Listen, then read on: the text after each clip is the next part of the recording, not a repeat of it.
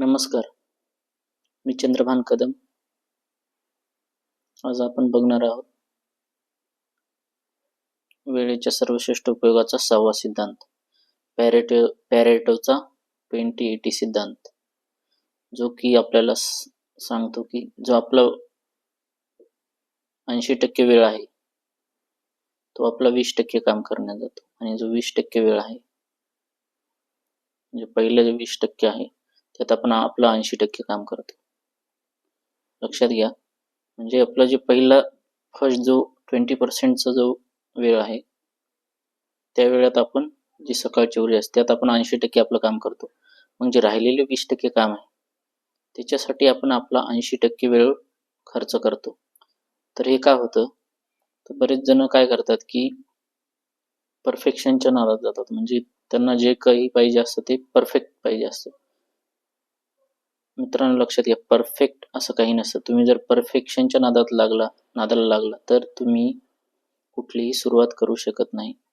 पहिली गोष्ट ही लक्षात घ्या की तुम्ही सुरुवात करणं गरजेचं आहे. ती कशाचीही असो, तुमच्या जीवनात तुम्हाला जर कुठलीही गोष्ट करायची असेल तर तुम्ही फक्त सुरुवात करा. कारण सुरुवात केल्यानंतर जेव्हा तुम्ही पुढे तुम्हाला वेगवेगळ्या अडचणी येत जातील, त्यानंतर तुम्ही ते सॉल्व्ह करत करत पुढे जाल.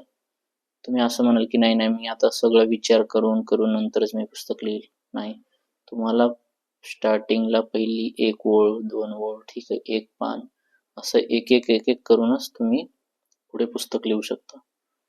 त्याच प्रकारे कामाचं पण आहे. आता हे तुम्हाला एक उदाहरण देऊन सांगतो की 20% जो तुमचा आहे, पहिलं काय होतं, 20% मध्ये तुमचं 80% काम कसं होतं. तर बरेचशी लोक काय करतात की याच्या उलट करतात. जे त्यांचं सोपं जी काम आहेत, म्हणजे छोटी कामं आहेत, ती त्यातच त्यांचा जो वेळ आहे पहिला जो 20% एनर्जीवाला तो वाया घालवतात. म्हणजे काय होतं की जो राहिलेला तुमचा जो 80% वेळ आहे त्यात तुम्ही तुमची बाकीची कामं करता. म्हणजे याच्यामध्ये काय होतं तुमचं की जी स्टार्टिंगची एनर्जी आहे, पहिल्या 20% मध्ये तुम्ही तुमची जी महत्त्वाची कामं आहेत, म्हणजे काय की त्यांना 80% प्रायोरिटी आहे, ठीक आहे, ती कामं तुम्ही केली पाहिजे. आता जसं मी काम करताना एक बघा की सपोज आता मोठी मी आता ट्रान्सपोर्टरचं बिल चेक करतो, तर त्याच्यामध्ये जी मोठी किचकट कामं आहेत ती मी स्टार्टिंगला घेतो आणि मग छोटी जी कामं आहेत ती नंतर घेतो. का? कारण जे पहिले 20% आहेत त्याच्यामध्ये आपलं 80% जे मोठ्या गोष्टी आहेत त्या झालेल्या असतात. राहिलेल्या 20% मध्ये आपण ते इझिली करू शकतो.